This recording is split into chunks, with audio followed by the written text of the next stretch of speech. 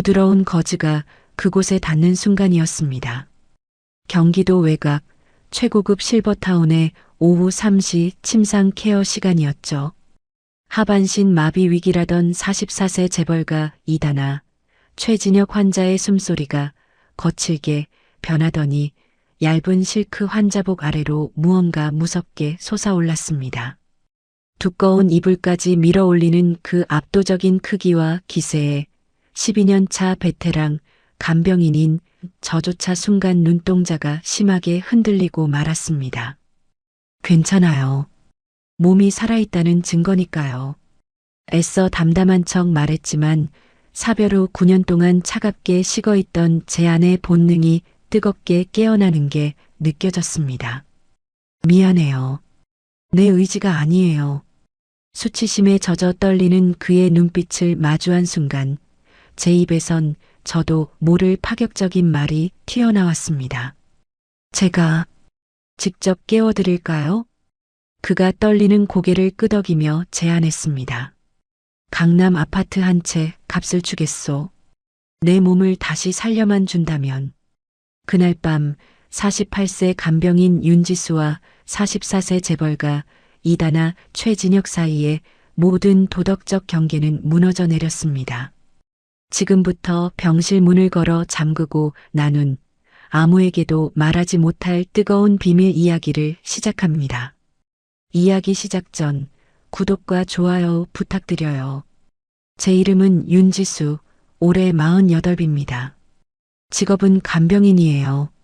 남들은 저를 보고 참 야무지다, 손끝이 맵다 칭찬하지만 사실 제 속은 오래전에 타버린 잿더미와 같습니다. 9년 전 남편이 불의의 사고로 세상을 떠나고 제 인생의 시계는 그대로 멈춰버렸거든요. 슬퍼할 겨를도 없었습니다. 대구에서 짐 보따리 하나 싸들고 무작정 서울로 올라왔죠. 오직 하나 금쪽 같은 내 딸 대학 공부시키고 남부럽지 않게 키우겠다는 일념 하나로 버텼습니다. 처음 서울에 왔을 땐 정말 안 해본 일이 없어요. 식당 설거지부터 편의점 야간 알바, 남의 집 파출부 일까지. 하지만 나이가 들수록 몸이 예전 같지 않더라고요. 무릎은 쑤시고 허리는 끊어질 듯 아파왔죠. 그래서 큰맘 먹고 간병인 자격증을 땄습니다. 그렇게 시작한 일이 벌써 12년째. 이제는 병원 바닥에서 제법 이름이 알려진 베테랑이 됐습니다. 그런데 말이죠. 돈을 벌고 딸아이를 뒷바라지하며 12년을 살다 보니 저라는 여자는 사라진 지 오래더군요. 거울 속에 비친 제 모습은 그저 고단한 삶을 짊어진 간병인일 뿐이었습니다. 9년이라는 시간 동안 단 한 번도 남자를 의식해 본 적이 없어요. 아니, 누군가를 보고 가슴이 뛴다거나 설레는 감정 자체가 저에게는 사치였습니다. 제 마음은 마치 물기 한 점 없이 말라버린 꽃줄기 같았죠. 엄마, 이제 엄마 인생 좀 살아. 언제까지 나만 보고 살 거야? 가끔 딸아이가 속상한 듯 내뱉는 말에도 저는 그저 허허 웃기만 했습니다. 여자로서의 욕망? 그런 건 이미 무덤까지 가져가기로 한 지 오래였으니까요. 그저 오늘 하루 무사히 넘기고 내일 일할 자리 있으면 감사한 게 제 유일한 희망이었습니다. 그렇게 제 삶은 무채색의 풍경처럼 단조롭고 건조하게 흘러가고 있었습니다. 매일 똑같은 병원 냄새, 똑같은 소독약 냄새 속에서 저는 제 감정이 메말라가는 줄도 모르고 살았죠. 하지만 사람 일이라는 게 참 알 수가 없더군요.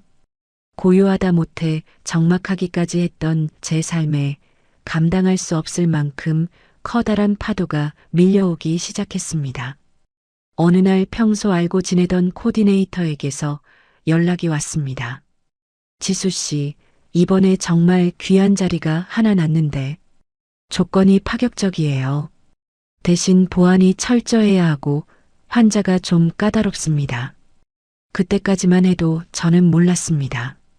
그 전화 한 통이 제 인생을 송두리째 흔들어 놓을 줄은요.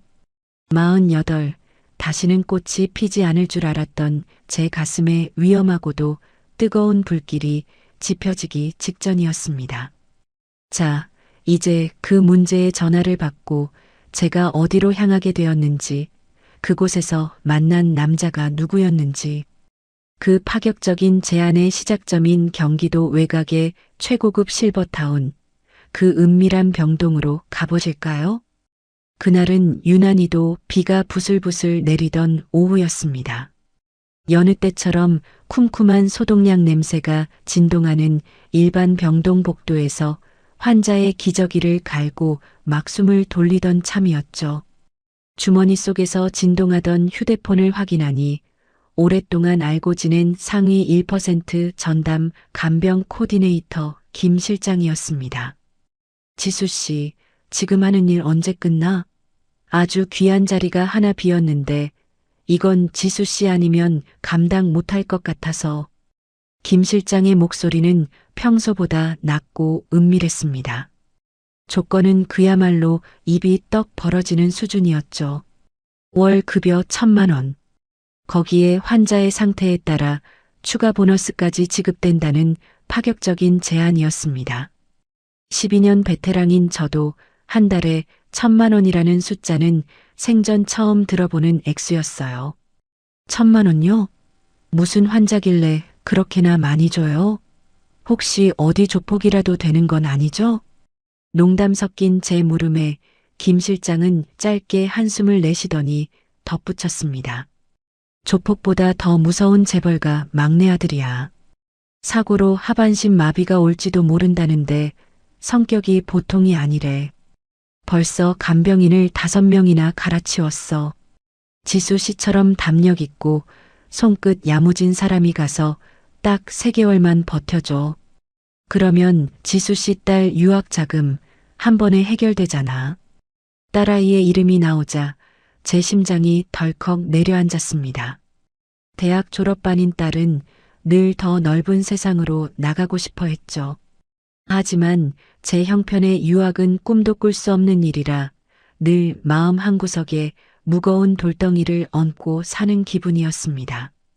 여자로서의 삶은 이미 포기했어도 엄마로서의 책임감은 포기가 안 되더군요. 저는 결국 그 제안을 받아들였습니다. 지시받은 장소는 서울 중심가도 유명 대학병원도 아니었습니다. 경기도 외곽 굽이굽이 산길을 따라 들어가야 나오는 안개 자욱한 숲속의 최고급 실버타운이었죠.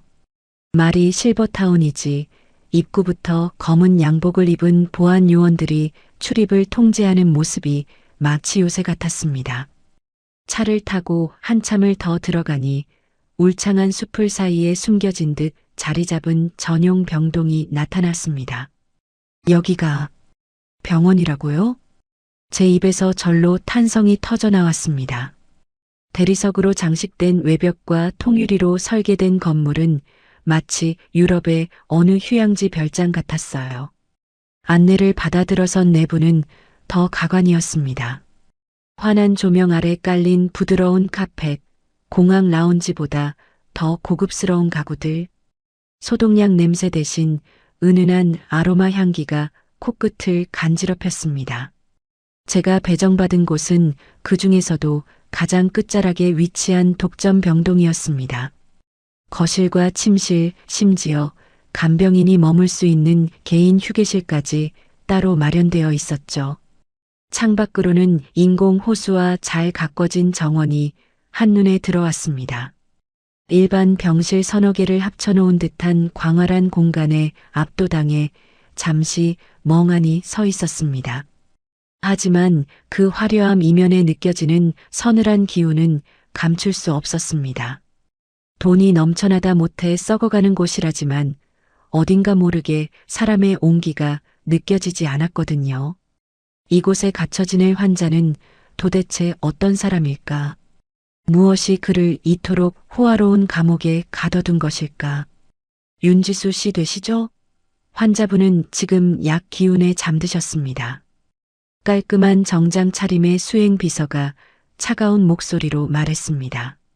그는 저에게 두툼한 서류 뭉치를 건넸습니다. 비밀 유지 계약서였습니다.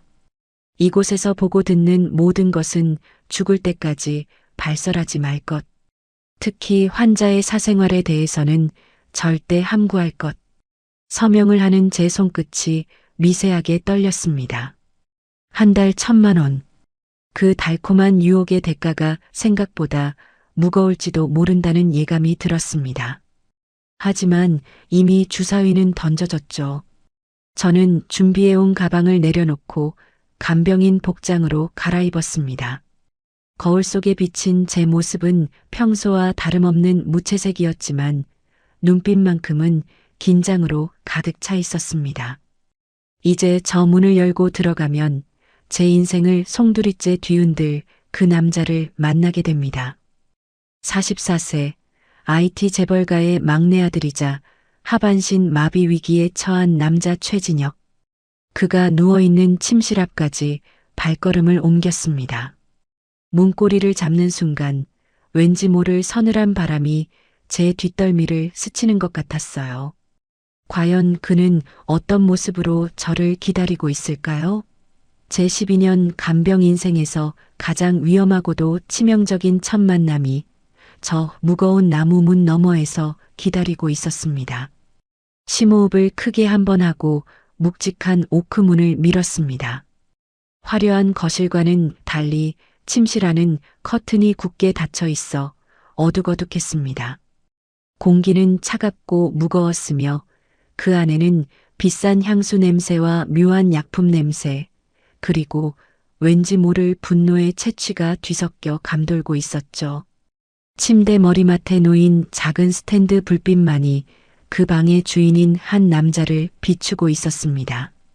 침대 위에 길게 누워있는 남자는 생각보다 훨씬 젊고 건장해 보였습니다.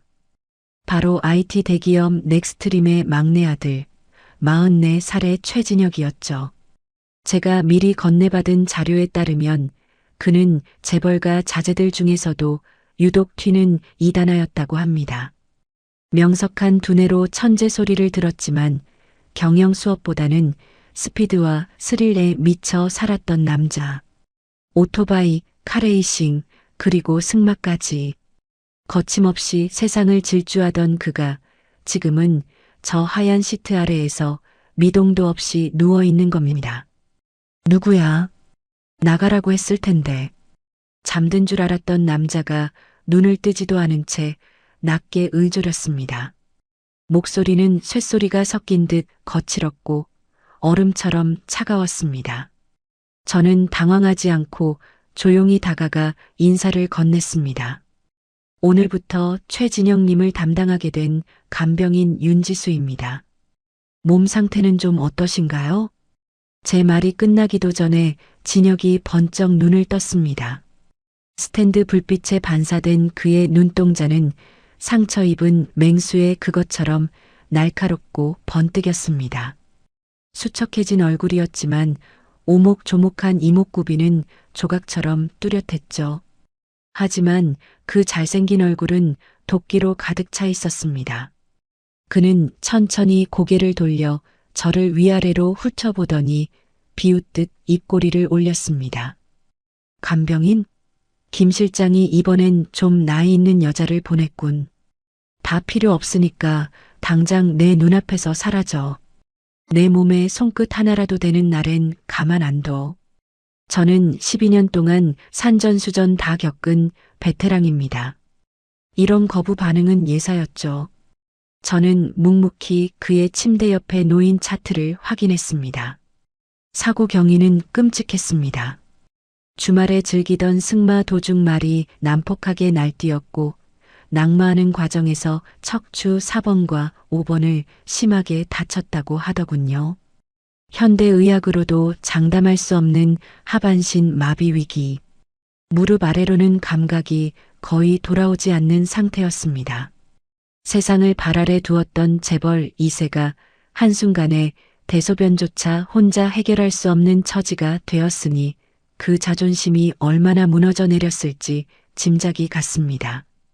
넓고 탄탄한 어깨와 대조적으로 이불 아래 뻗어 있는 그의 다리는 마치 생명력을 잃어버린 고목나무처럼 처량해 보였습니다. 최진영님, 저는 환자분을 돌보러 온 사람이지 싸우러 온 사람이 아닙니다. 불편하신 게 있으면 말씀해 주세요. 불편한 게 뭔지 몰라서 물어. 내 다리가 안 움직인다고. 이 쓸모없는 고깃덩어리 때문에 내가 왜 너 같은 여자한테 구걸해야 하느냐 말이야.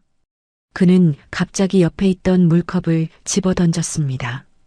쨍그랑하는 소리와 함께 바닥에 유리 조각이 흩어졌지만 저는 눈 하나 깜짝하지 않았습니다. 오히려 그 소란 속에서 그의 숨겨진 고통을 보았습니다. 넥스트림의 후계 구도에서 밀려나 방황하던 막내 아들이 이제는 신체적 자유마저 빼앗겨버린 절망.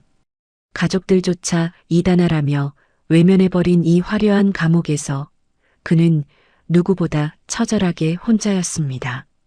제가 바닥에 유리 조각을 묵묵히 치우자 그는 허탈한 듯 긴 숨을 내뱉으며 천장을 바라보았습니다. 그의 눈가에는 분노보다 더 깊은 허무가 서려 있었습니다. 죽여달라고 할 땐 언제고 이제는 간병인을 붙여서 사람을 조롱해. 그가 혼잣말처럼 중얼거리는 소리에 제 가슴 한구석이 묘하게 떨렸습니다.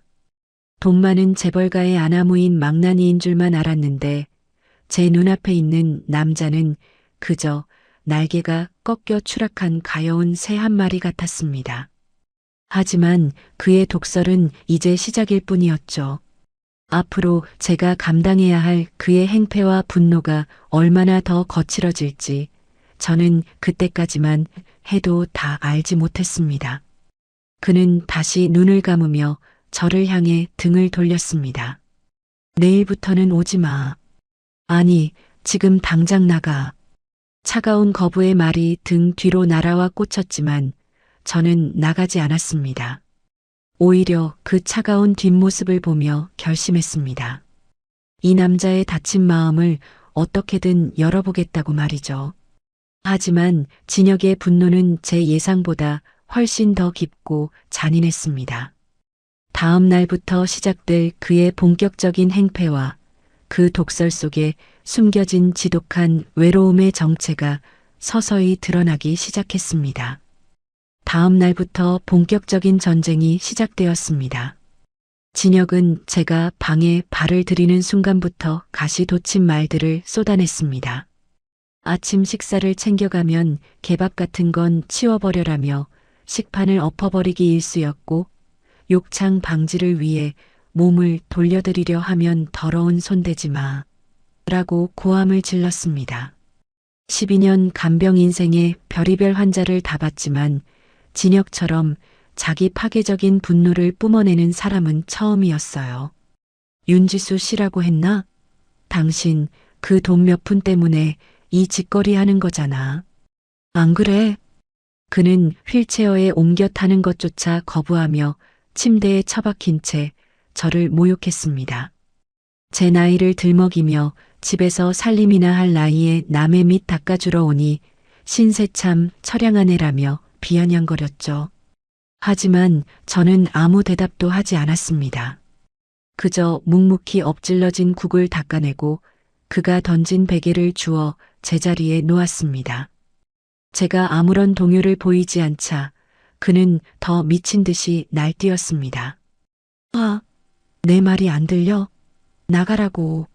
너희 같은 것들은 다 똑같아. 내 돈만 보고 굽신거리다가 뒤돌아서면 욕하겠지. 위선 떨지 말고 당장 꺼져. 물병이 벽에 부딪혀 박살나고 제 팔뚝에 튄 물방울이 차갑게 식어갔습니다.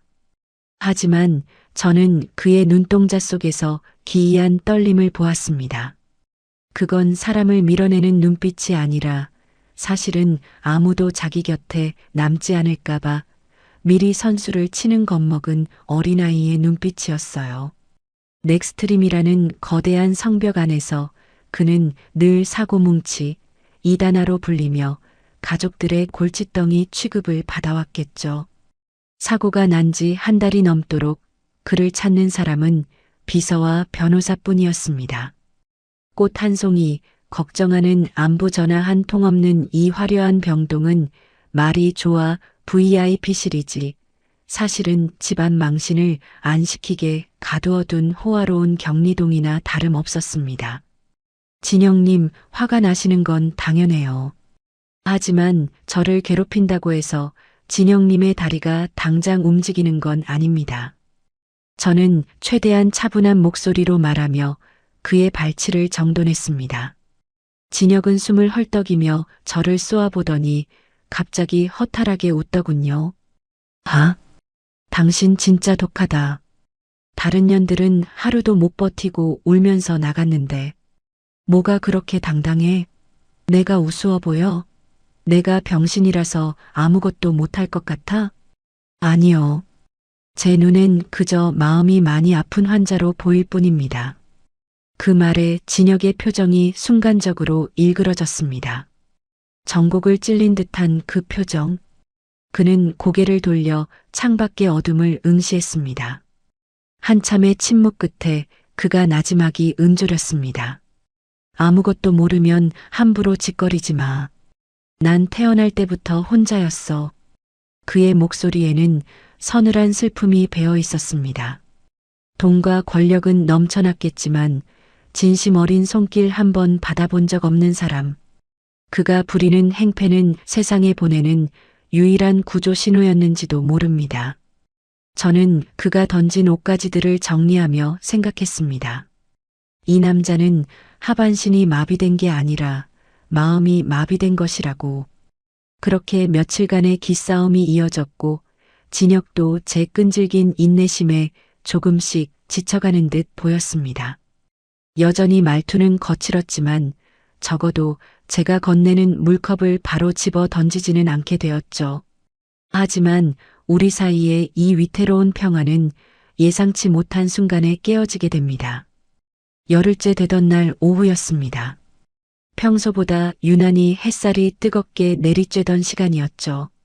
진혁의 욕창 방지를 위해 하반신 소독과 케어를 시작해야 하는 시간이 다가왔습니다. 저는 여느 때처럼 따뜻한 물수건을 준비해 그의 침대 곁으로 다가갔습니다. 진혁은 여전히 고집스럽게 눈을 감고 있었지만 제가 그의 환자복 하의에 손을 대는 순간 그의 숨소리가 미세하게 변하는 것이 느껴졌습니다. 그리고 저는 그날 이 남자의 껍데기 아래 숨겨진 거친 생명력을 마주하게 됩니다. 제 12년 간병 인생을 송두리째 뒤흔들 그 압도적인 광경을 말이죠. 간병 열흘째 되던 날이었습니다. 오후 3시 창밖에 햇살이 나른하게 병실 안을 파고드는 시간이었죠. 진영님은 여전히 창밖만 응시하며 미동도 하지 않았습니다. 저는 평소처럼 소독도구와 따뜻한 물수건을 쟁반에 받쳐들고 그의 침대 곁으로 다가갔습니다. 척추 손상 환자에게 위생 케어는 생명과도 직결되는 일입니다. 특히 감각이 무뎌진 하반신은 더 세심하게 살펴야 하죠. 진영님, 하반신 소독이랑 침상 케어 해드릴 시간이에요.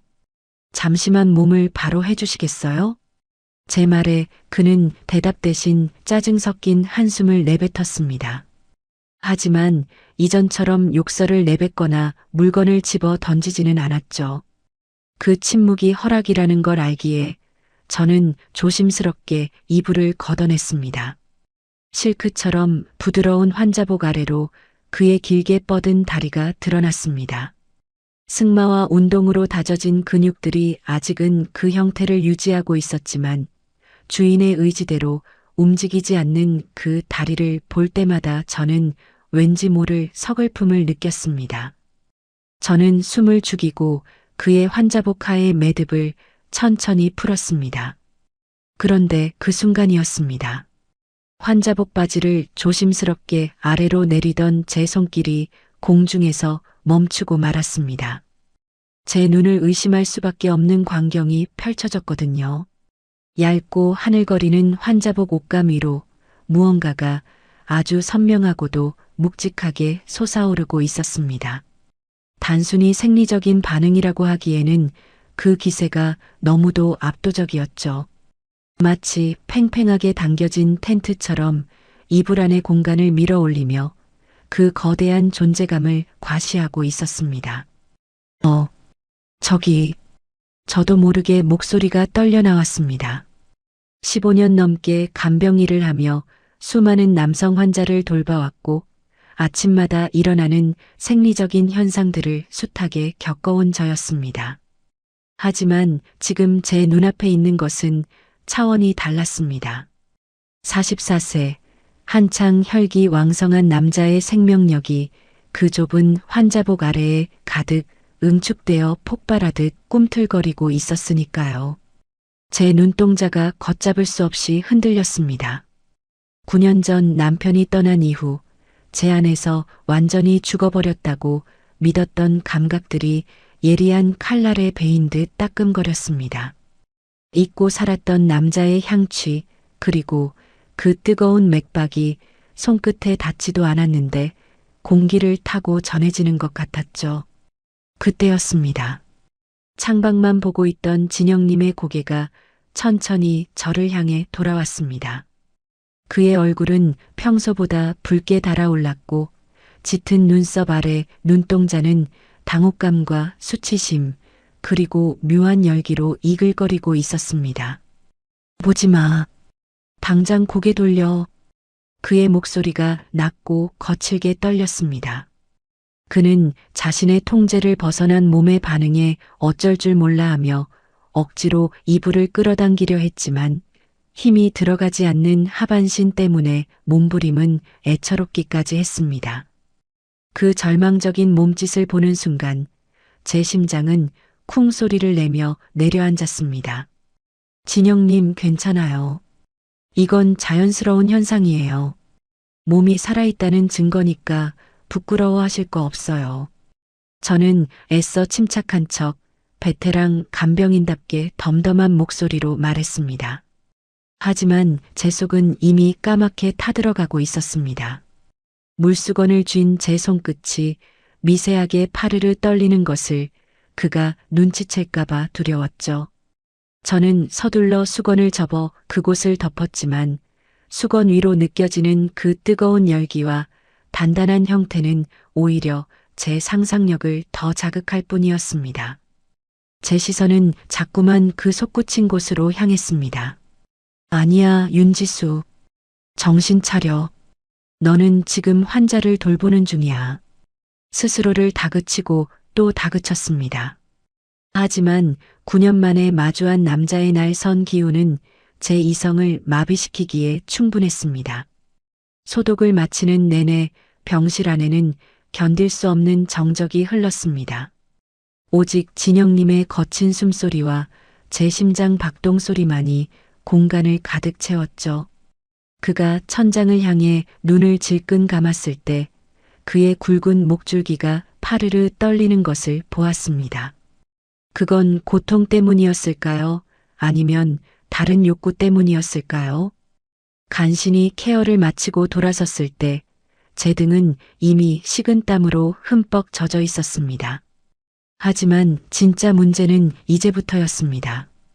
그날 이후 제 머릿속에는 그 압도적인 존재감이 지워지지 않는 낙인처럼 박혀버렸거든요. 다음 날 아침 병동의 커튼을 열러 들어가는 제 발걸음이 평소와는 다르게 무거웠습니다. 아니, 솔직히 말하면 두려우면서도 묘한 기대감에 휩싸여 있었죠. 그리고 저는 다시 마주하게 됩니다. 매일 아침 그가 혼자 견뎌내고 있던 그 거대하고도 쓸쓸한 텐트를 말이죠. 그날 이후 제 일상은 완전히 달라졌습니다.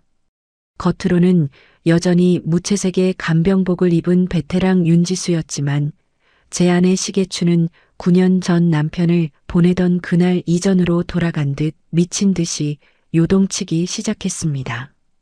매일 아침 7시 병실 문을 열 때마다 제 심장은 입 밖으로 튀어나올 것처럼 두근거렸습니다. 좋은 아침입니다, 진영님. 일부러 평소보다 더 씩씩한 목소리로 인사를 건네며 커튼을 걷습니다.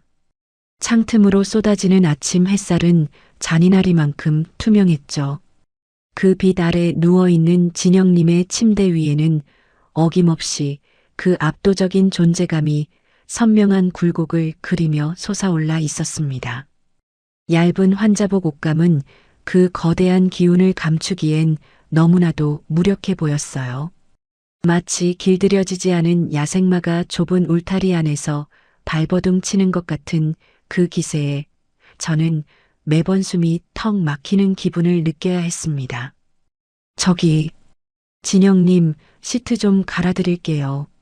몸을 제 쪽으로 조금만. 그의 몸에 손을 대기 위해 가까이 다가갈 때면 제 코끝을 스치는 묘한 향기가 있었습니다. 비싼 스킨 향도 병원의 독한 소독약 냄새도 아니었습니다. 그건 체온이 실린 건강한 남자의 살 냄새였습니다. 10년 가까이 잊고 살았던, 아니 억지로 지우고 살았던 그 원초적인 냄새가 제 폐부 깊숙이 박힐 때마다 제 아랫배 끝이 찌릿하게 저려왔습니다. 정신 차려, 윤지수. 너 미쳤어? 넌 간병인이야. 환자를 보고 대체 무슨 생각을 하는 거야? 스스로를 다그치고 채찍질했습니다.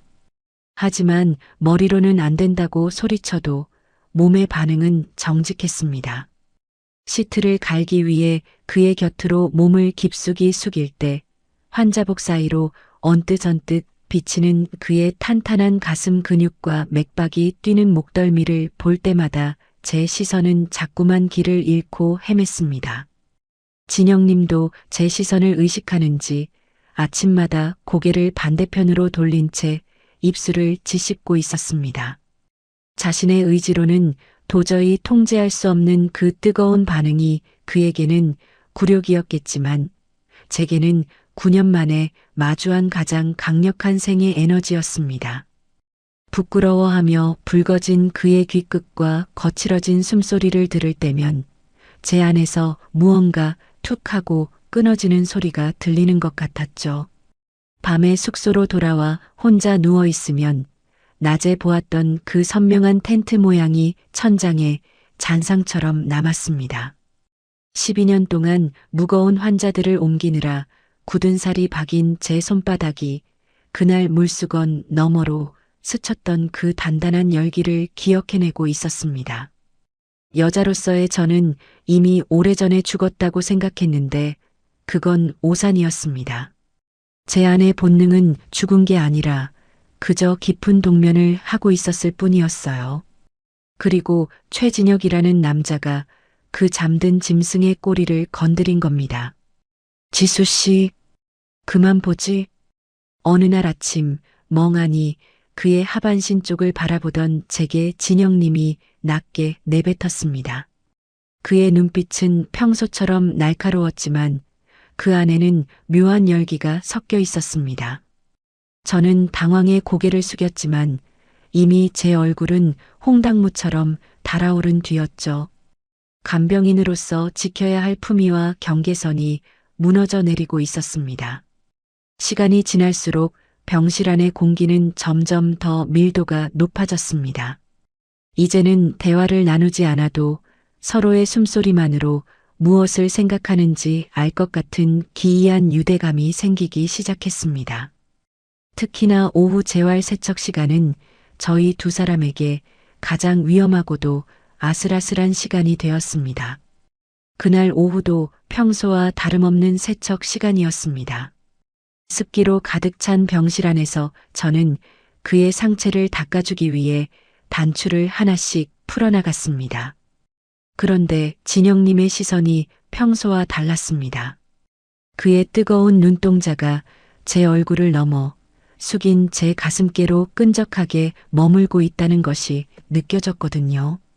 제 간병복 단추 사이로 비치는 제 살결을 그는 짐승 같은 눈빛으로 훑고 있었습니다.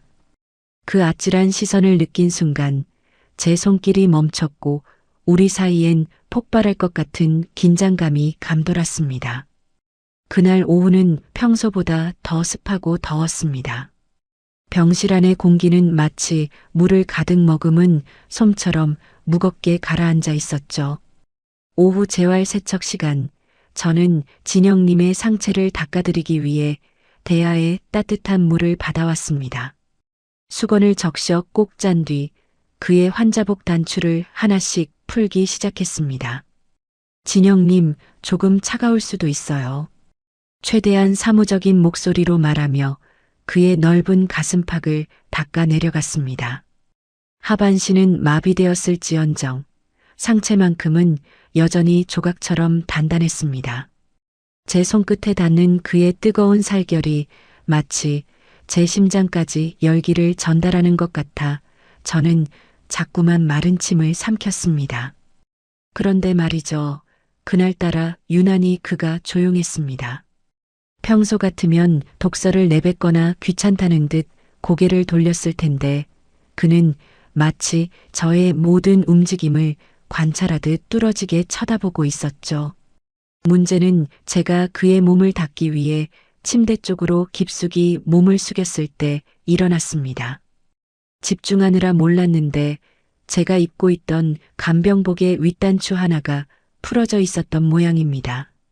몸을 굽힐 때마다 헐렁한 옷매무새 사이로 제 깊은 쇄골과 오랜 세월 간병일로 다져진 의외로 풍만한 제 가슴선이 고스란히 드러나고 말았습니다.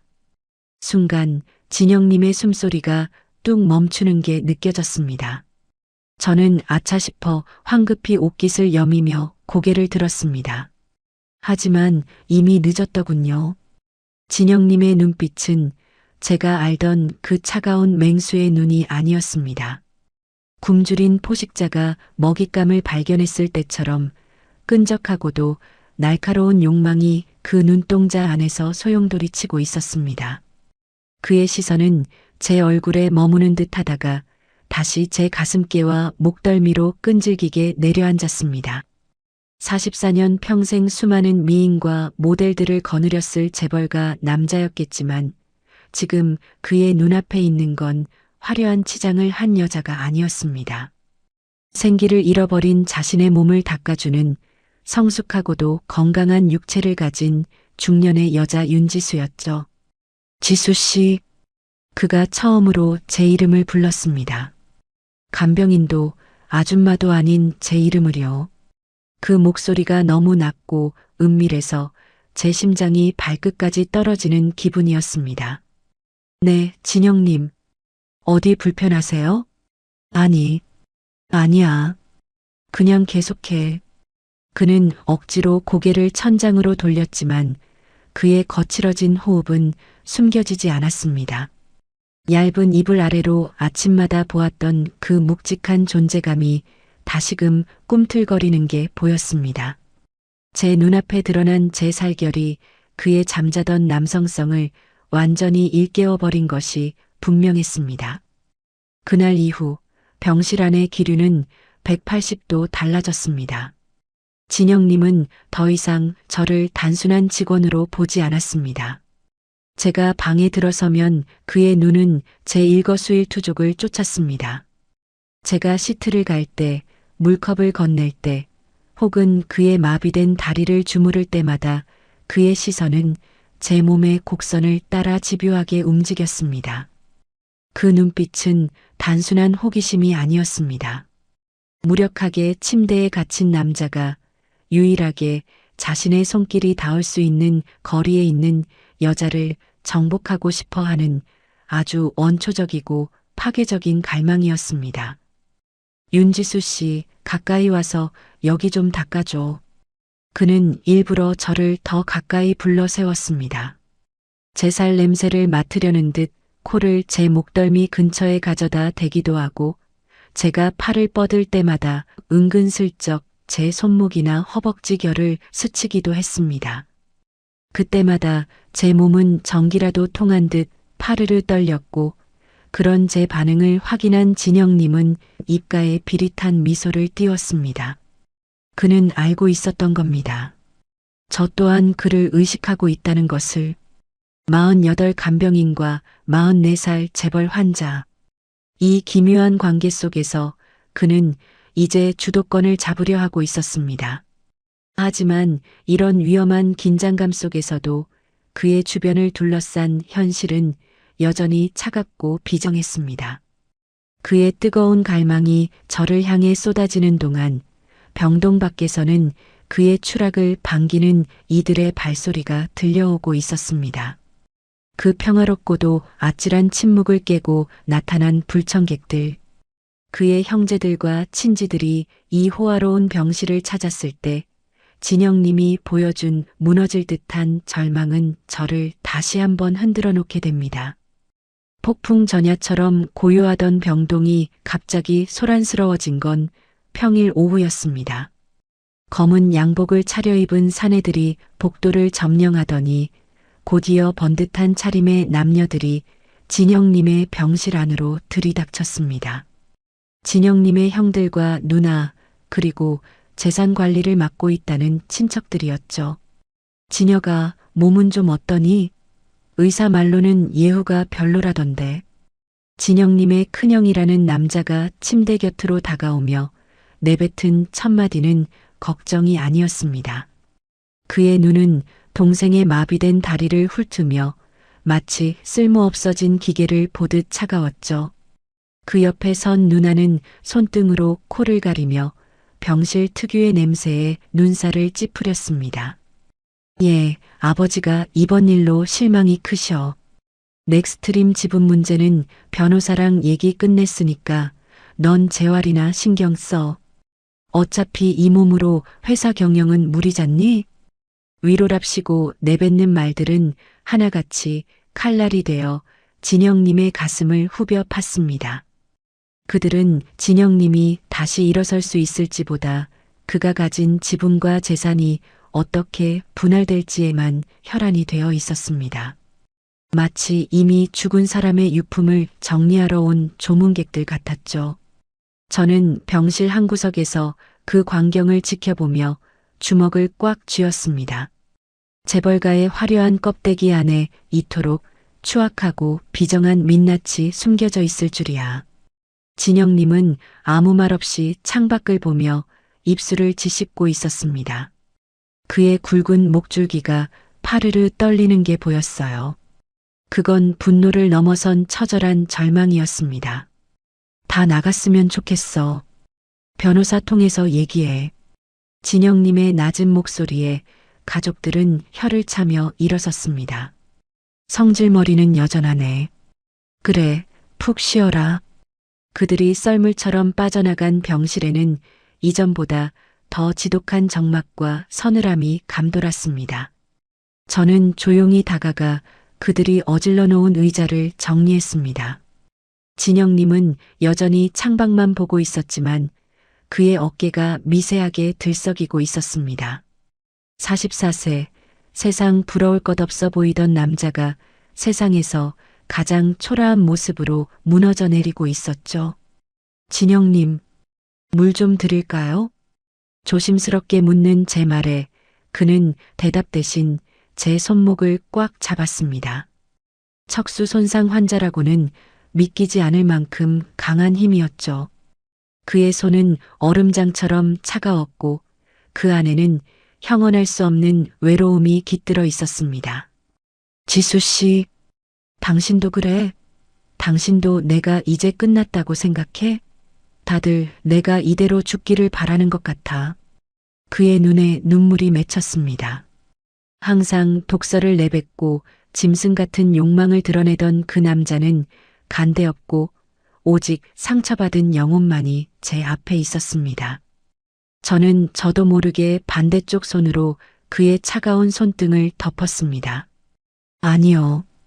저는 그렇게 생각 안 해요. 당신은 여전히 최진혁이라는 사람이고 저는 당신을 포기하지 않을 거예요. 제 진심이 닿은 걸까요? 그의 눈빛이 흔들리더니 이내 제품으로 고개를 파묻었습니다. 휠체어에 앉은 그를 저는 말없이 안아주었습니다. 간병인과 환자라는 사회적 가면이 벗겨지고 상처 입은 남자와 그를 보듬는 여자의 경계가 허물어지는 순간이었습니다. 그의 얼굴이 제 가슴팍에 닿았고 뜨거운 눈물이 얇은 간병복을 적셨습니다. 저는 그의 머리카락을 천천히 쓰다듬으며 그가 진정되기를 기다렸습니다.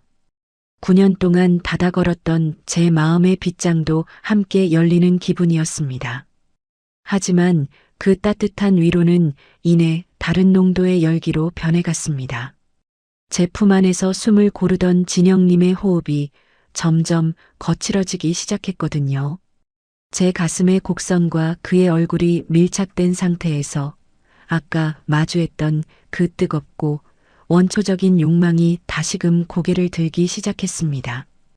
그는 고개를 들어 저를 쳐다보았습니다. 눈가엔 아직 눈물이 고여 있었지만 눈동자에는 더 이상 슬픔만이 아니었습니다. 지수 씨, 나 지금 미칠 것 같아. 이 비참한 몸뚱이가 아직도 살아있다고 소리를 질러 그의 시선이 제 입술로 향했습니다. 병실 안의 공기가 갑자기 뜨겁게 달아올랐고 우리는 서로의 숨결이 닿을 만큼 가까워졌습니다. 그리고 그날 밤 진영님은 제게 차마 거절하기 힘든 아주 위험하고도 파격적인 제안을 건네게 됩니다. 가족들이 폭풍처럼 휩쓸고 간 뒤의 밤은 평소보다 훨씬 길고 무거웠습니다. 병실 안의 공기는 차갑게 식어버린 재처럼 서늘했죠. 밤 11시 야간 간호사의 마지막 순찰이 끝나고 복도의 불빛이 어둑하게 내려앉았을 때였습니다.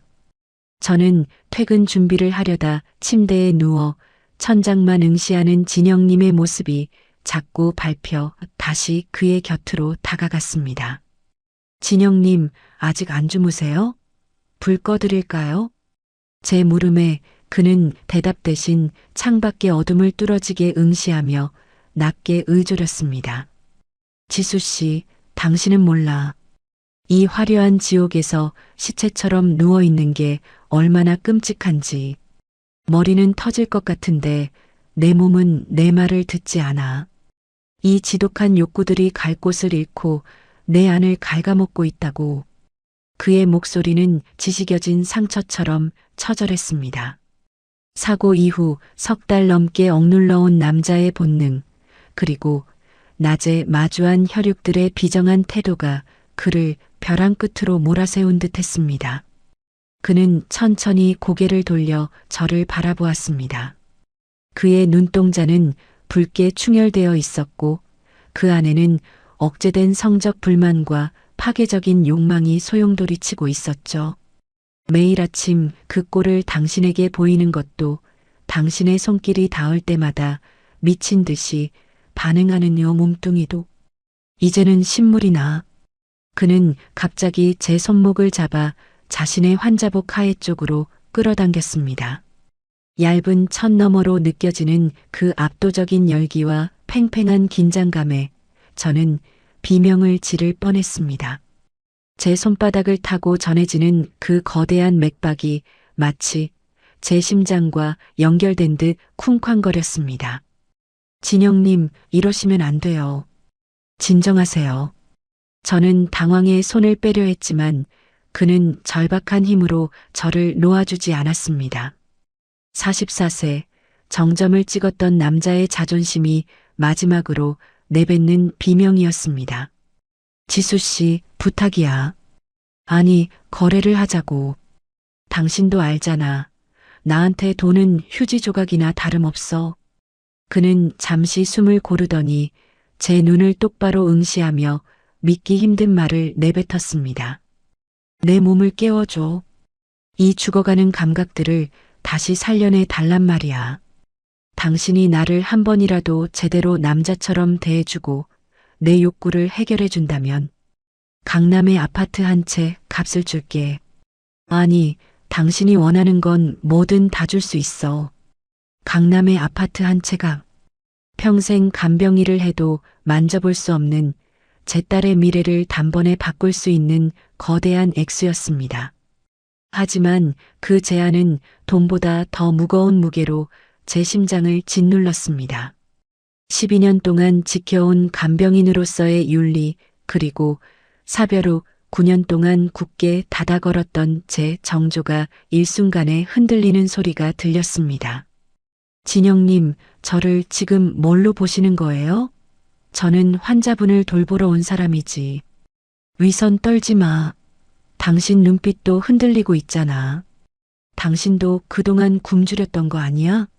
내 몸이 반응할 때마다 당신 숨소리가 어떻게 변했는지 내가 모를 것 같아? 그의 독설이 비수처럼 꽂혔습니다. 하지만 그건 모욕이라기보다 같은 처지의 외로운 영혼이 던지는 처절한 동질감의 확인 같았습니다. 그는 제 손을 자신의 얼굴로 가져가 뺨을 부비며 애원하듯 말했습니다. 돈 때문이어도 좋아. 불쌍해서여도 좋아. 제발, 나를 그냥 환자가 아니라 살아있는 남자로 느끼게 해줘. 지수 씨, 당신만이 할 수 있는 일이야. 어둠 속에서 그의 거친 숨결이 제 목덜미에 닿았습니다. 제 이성은 안 된다고 소리치고 있었지만 제 몸은 이미 그가 내뿜는 뜨거운 열기에 반응하고 있었습니다. 9년 만에 깨어난 본능과 눈앞의 남자가 가진 지독한 외로움, 그리고 거부하기 힘든 유혹이 제 안에서 뒤엉켜 폭풍을 일으켰습니다. 저는 멍하니 그를 내려다보았습니다. 재벌가의 막내 아들이 내미는 이 위험한 초대장. 이것을 받아드는 순간 저는 더 이상 예전의 윤지수로 돌아갈 수 없음을 직감했습니다. 하지만 제 입술은 제 의지와 상관없이 조금씩 열리고 있었습니다. 정적이 흐르는 병실, 오직 두 사람의 뜨거운 숨소리만이 가득했습니다. 저는 떨리는 목소리로 그에게 되물었습니다. 강남의 아파트 한 채 값이라니. 그 말은 제 귓가에서 마치 거대한 종소리처럼 웅웅거렸습니다. 12년 동안 남의 뒤를 닦고 욕설을 듣고 무릎이 닳도록 뛰어다녀도 만질 수 없었던 그 막대한 금액. 그 돈이면 제 딸의 유학비는 물론이고 제 노후까지 단번에 해결될 터였습니다. 하지만 이상하게도 그 순간 제 머릿속을 채운 건 화려한 강남의 아파트가 아니었습니다. 제 손목을 붙잡고 있는 저 차갑고도 간절한 손, 그리고 자신의 통제력을 잃어버린 몸뚱이 때문에 짐승처럼 울부짖는 44살 남자의 처절한 눈동자뿐이었죠. 진영님, 그만하세요. 제가 그런 사람으로 보이세요? 애써 목소리를 높여보았지만 제 안에서는 이미 거대한 댐이 무너져 내리고 있었습니다. 도덕과 윤리라는 단단한 두기, 그가 뿜어내는 지독한 외로움이라는 파도에 휩쓸려 나가고 있었거든요. 9년 전 남편을 보내고 여자로서의 제 자신을 스스로 죽여버렸다고 생각했습니다. 그런데 지금 제 눈앞의 남자는 죽어있던 제 심장을 억지로 쥐어짜며 나도 좀 살자고 아우성치고 있었습니다. 솔직히 말하면 저도 무서웠습니다.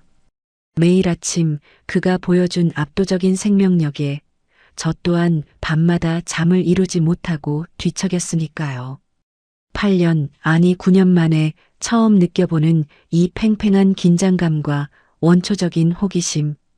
저 역시 그를 환자가 아닌 한 명의 남자로, 그것도 아주 탐스럽고 위험한 남자로 갈망하고 있었다는 사실을 더는 부정할 수 없었습니다. 돈 필요 없어요.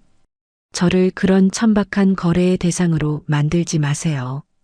저는 그의 손을 뿌리치지 않은 채 오히려 더 가까이 다가갔습니다. 어둠 속에서 마주본 그의 눈동자에 제 그림자가 일렁였습니다. 하지만 진영님, 한 가지만 약속하세요. 돈으로 저를 사려 하지 말고 당신의 그 진심을 저에게 보여주세요. 이 비참한 지옥에서 저를 당신의 유일한 여자로 생각한다면 저도 제 모든 걸 걸고 당신을 도와드릴게요. 제 입에서 나온 말은 저조차 믿기 힘든 것이었습니다. 12년 간병 인생의 금기를 깨부수는 선언이었죠. 진영님은 제 대답에 멍한 표정을 짓더니 이내 제 손등에 뜨거운 이마를 맞댔습니다. 지수 씨, 고마워요. 정말 고마워. 나를 버리지 않아줘서. 그의 어깨가 다시금 파르르 떨렸습니다. 이번엔 분노가 아니라 구원받은 자의 안도감이었습니다. 저 역시 그의 머리카락을 쓸어내리며 결심했습니다. 세상이 우리를 손가락질한다 해도 이 병실 문 안에서만큼은 우리가 서로의 유일한 구원이 되기로 말이죠. 재벌가의 망난이라고 불리던 남자와 삶의 생동감을 잃고 말라가던 중년의 간병인. 우리 두 사람 사이의 모든 경계가 허물어지는 순간이었습니다. 저는 떨리는 손으로 옆 탁자에 놓인 로션과 깨끗한 수건을 챙겼습니다.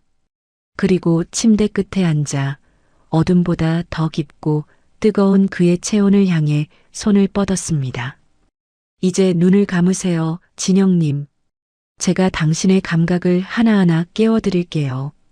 밤 11시 30분, 병원의 모든 소음이 잦아든 시간.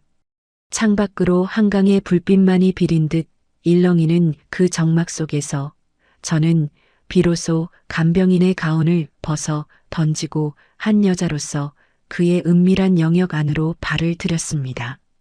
로션을 덜어 제 손바닥에 온기로 데우는 동안 제 심장은 미친 듯이 박동했습니다. 이제 곧 시작될 파격적인 케어. 그것은 단순한 봉사가 아닌 서로의 영혼을 갉아먹거나 혹은 치유하게 될 위험한 서막이었습니다. 저는 조심스럽게 그의 환자복 하의 매듭을 다시 한번 풀었습니다. 이번엔 당황해서 멈추는 손길이 아닌 그의 모든 고통과 욕망을 받아내겠다는 단단한 각오가 서린 손길이었습니다. 밤 12시 자정을 알리는 시계 소리가 적막한 병실에 유난히도 크게 울려 퍼졌습니다. 병원 전체가 깊은 잠에 빠져든 시간, VIP 전용동의 이 화려하고도 고독한 방은 이제 세상에 존재하지 않는 둘만의 섬이 되었습니다. 저는 떨리는 숨을 몰아쉬며 준비해온 따뜻한 물 대야와 최고급 아로마 오일을 침대 곁으로 가져왔습니다. 진영님, 이제 시작할게요. 힘 빼고 그저 제 손길에만 집중하세요. 제 목소리는 밤안개처럼 낮게 깔렸습니다. 침대 끝에 자리를 잡고 앉아 그의 환자복 하의를 완전히 걷어냈습니다. 햇살 아래서 보았던 것보다 어둠 속에서 마주한 그의 남성성은 훨씬 더 위압적이고 거대했습니다. 마비된 다리와는 대조적으로 꼿꼿하게 자존심을 세우고 있는 그 부위는 마치 뜨거운 불기둥처럼 열기를 뿜어내고 있었죠. 저는 따뜻한 물에 적신 수건을 먼저 그의 몸 위에 올렸습니다. 으윽! 진영님의 입술 사이로 짧은 신음이 새어나왔습니다. 9년 만에 남자의 몸을 이토록 노골적으로 대하는 제 손끝은 이미 미친 듯이 떨리고 있었습니다. 하지만 저는 멈추지 않았습니다. 오일을 손바닥에 듬뿍 덜어 제 체온으로 충분히 데운 뒤 조심스럽게 그의 허벅지 안쪽 민감한 살결부터 타고 올라갔습니다. 미끄러운 오일의 촉감이 그의 뜨거운 피부와 제 손바닥 사이에서 끈적한 소리를 내며 뒤섞였습니다. 제 손길이 마침내 그 묵직한 존재감을 감싸 안았을 때 진영님은 고개를 뒤로 젖히며 거친 숨을 몰아쉬었습니다. 지수 씨, 제발. 그의 목소리는 갈망에 젖어 있었습니다. 저는 간병인의 전문적인 손길에 여자의 농익은 부드러움을 더해 그의 감각 하나하나를 정성스럽게 어루만졌습니다. 마비된 신경 아래 잠들어 있던 원초적인 쾌락이 제 손끝을 타고 그의 뇌수까지 전달되기를 바라며 저는 더 깊고 과감하게 움직였습니다. 따뜻한 물수건으로 감싸 쥐었다가 다시 오일이 발린 매끄러운 손으로 자극하는 파격적인 케어. 그것은 치료라기보다 하나의 의식에 가까웠습니다. 제 얼굴은 이미 홍당무처럼 달아올랐고 좁은 병실 안은 두 사람의 뜨거운 숨결과 오일의 향기로 가득 찼습니다. 진영님의 몸이 활처럼 휘어졌습니다. 하반신이 움직이지 않음에도 불구하고 그의 허리 근육은 제 손길을 따라 경련하듯 꿈틀거렸습니다. 저는 그의 눈동자를 뚫어지게 쳐다보았습니다. 그 안에는 일평생 느껴보지 못한 해방감과 오직 저라는 여자에게만 모든 것을 맡긴 남자의 순종적인 욕망이 가득 차 있었습니다. 더 세게 해줘요, 지수 씨. 나를. 내가 살아있다는 걸 더 확실하게 느끼게 해줘. 그의 애원 어린 명령에 저는 제 모든 부끄러움을 내려놓았습니다. 제 입술이 그의 달아오른 목덜미에 닿았고 제 손은 더욱 속도를 높여 그를 쾌락의 늪 깊숙한 곳으로 인도했습니다. 자정이 넘은 시간, 금기된 선을 완전히 넘어서 버린 두 남녀의 거친 호흡만이 정적을 깨뜨리고 있었습니다. 땀방울이 제 턱을 타고 그의 탄탄한 복부 위로 떨어졌습니다. 육체와 육체가 맞닿으며 내는 그 원초적인 소리들이 병실벽에 부딪혀 메아리쳤습니다. 12년 동안 지켜온 저의 모든 방어막이 이 남자의 뜨거운 분출과 함께 무너져 내리고 있었습니다.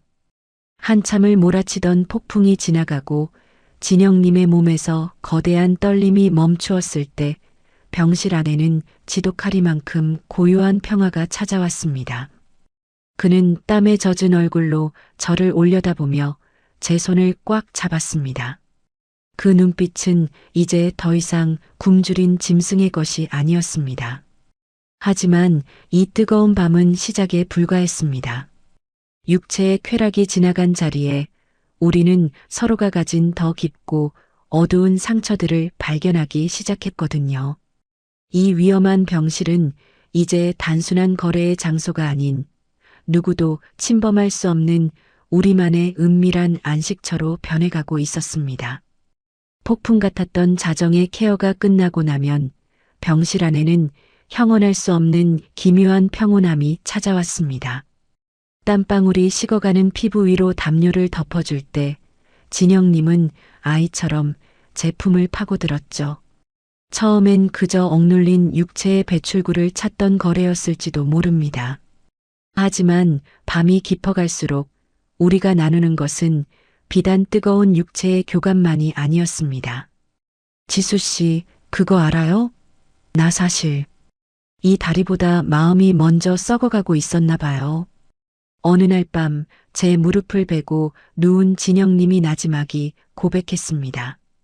재벌가의 화려한 왕자로 태어났지만 실상은 형들의 견제와 아버지의 무관심 속에서 단 한 번도 진짜 나로 대접받아 본 적 없다는 그의 이야기는 참으로 시리고 아팠습니다. 사고가 났을 때도 가족들은 그의 안위보다 기업 이미지와 주가를 먼저 걱정했다더군요. 돈은 넘쳐났지만 그 돈으로도 살 수 없었던 건 바로 사람의 온기였던 겁니다. 저 또한 9년 동안 가슴속 깊이 묻어두었던 이야기를 꺼내놓았습니다. 남편을 갑작스럽게 보내고 어린 딸을 먹여 살리기 위해 여자임을 포기하고 살아야 했던 고단한 세월들. 간병복 아래 감춰두었던 제 굳은 살 박인 손과 무거운 환자들을 옮기느라 굽어버린 어깨를 진영님은 가만히 어루만져 주었습니다. 이 손이 나를 살렸네요.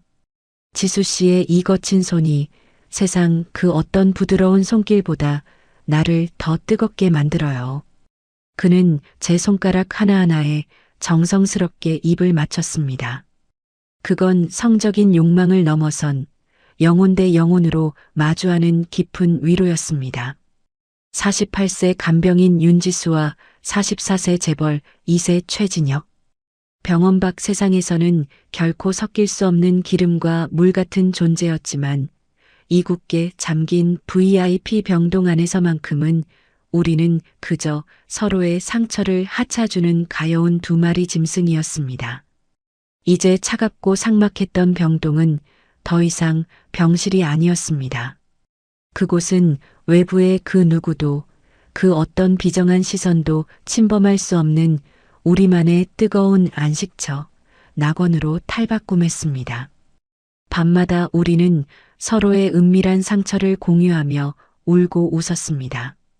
진영님은 제 앞에서 많은 독서를 내뱉는 괴물이 아닌 사랑을 갈구하는 소년이 되었고, 저는 그의 품 안에서 9년 만에 비로소 엄마나 간병인이 아닌 여자로 숨을 쉬었습니다.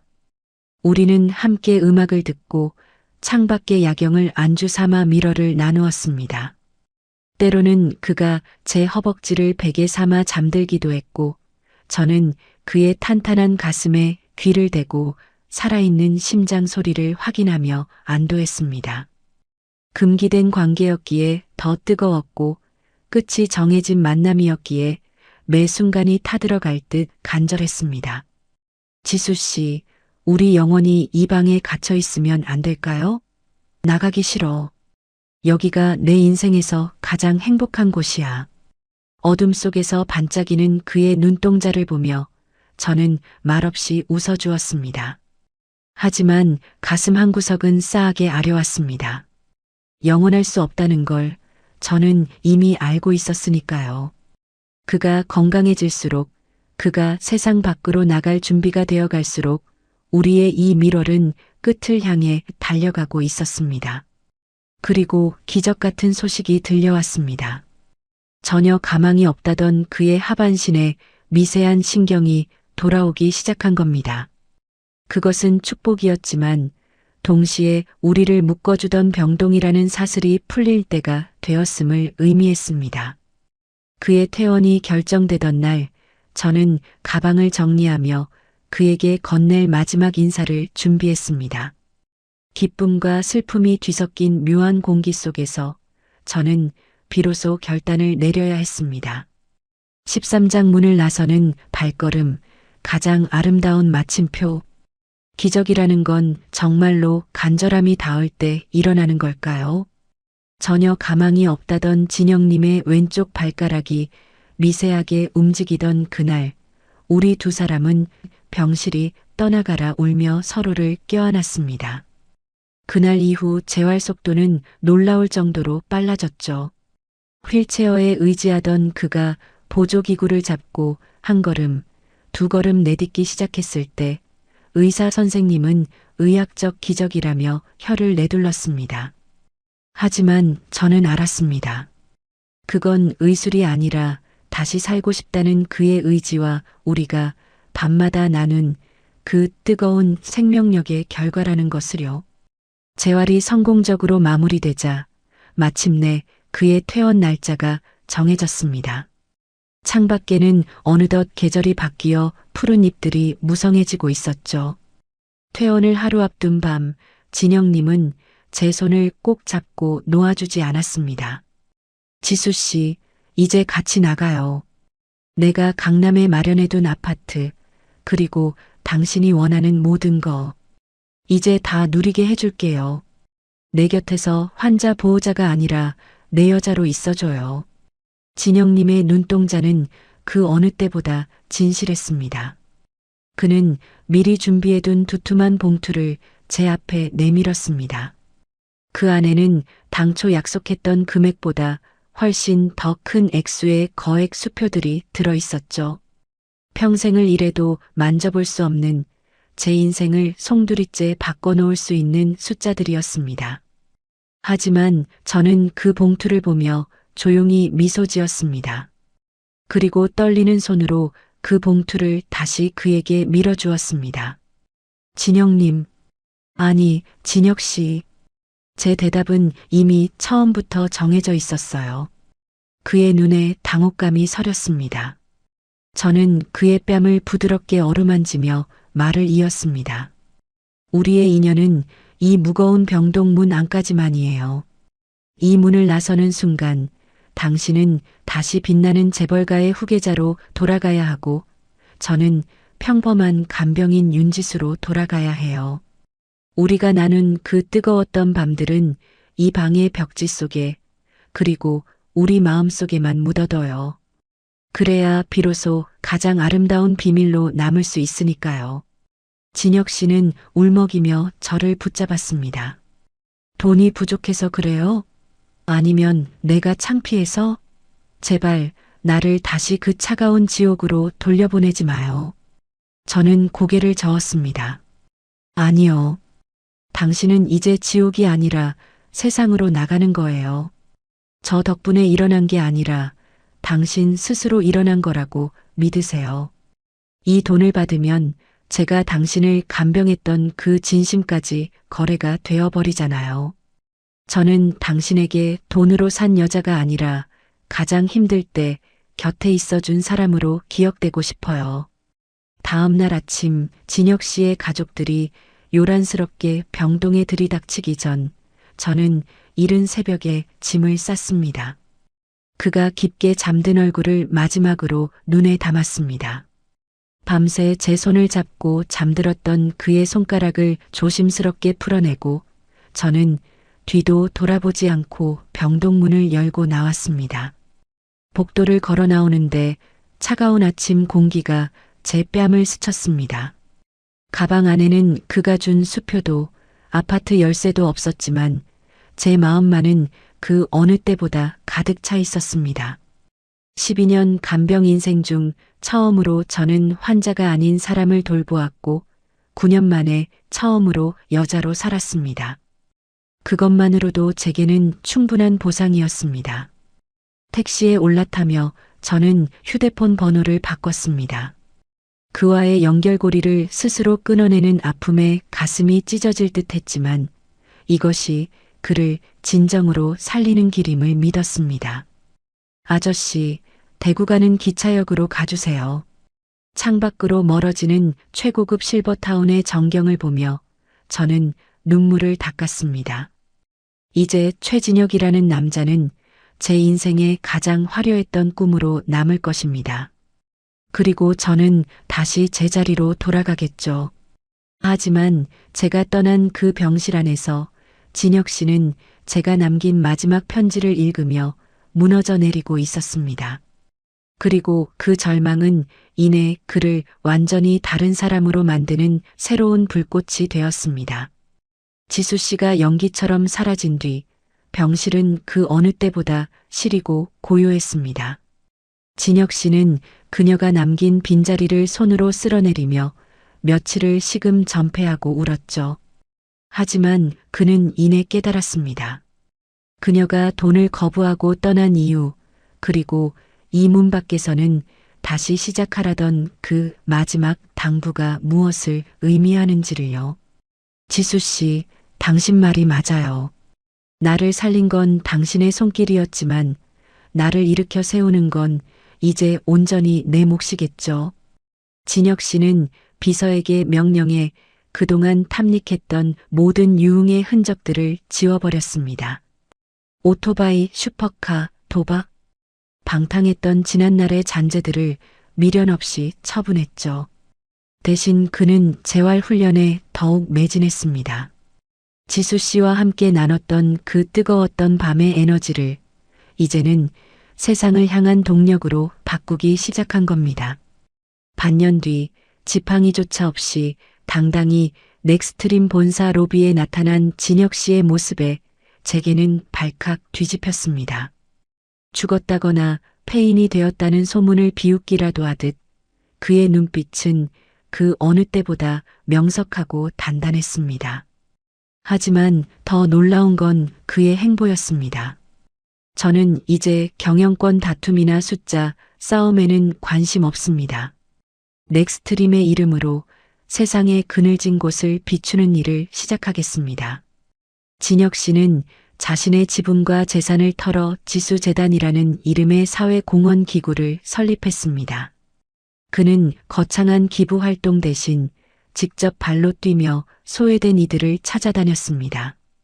사고로 하반신 마비가 되었지만 간병비가 없어 방치된 환자들, 홀로 노후를 견디는 시니어들, 그리고 열악한 환경에서 묵묵히 일하는 간병인들을 위한 지원 사업에 자신의 인생을 걸었습니다. 과거에 술과 여자에 빠져 집안의 망나니 소리를 듣던 그가 이제는 매일 새벽같이 일어나 소외된 이들의 손을 잡아주는 희망의 아이콘이 된 겁니다. 언론에서는 그를 보고 기적의 귀환이라 칭송했지만 진혁 씨는 그저 쓴웃음을 지었습니다. 그는 알고 있었거든요. 자신을 바꾼 것은 대단한 철학이 아니라 가장 추한 순간에 자신의 모든 치부를 받아주고 보듬어준 한 여자의 헌신이었다는 사실을요. 지수 씨, 보고 있나요? 당신이 말한 진심을 보여달라는 말. 이제 조금은 실천하고 있는 것 같아요.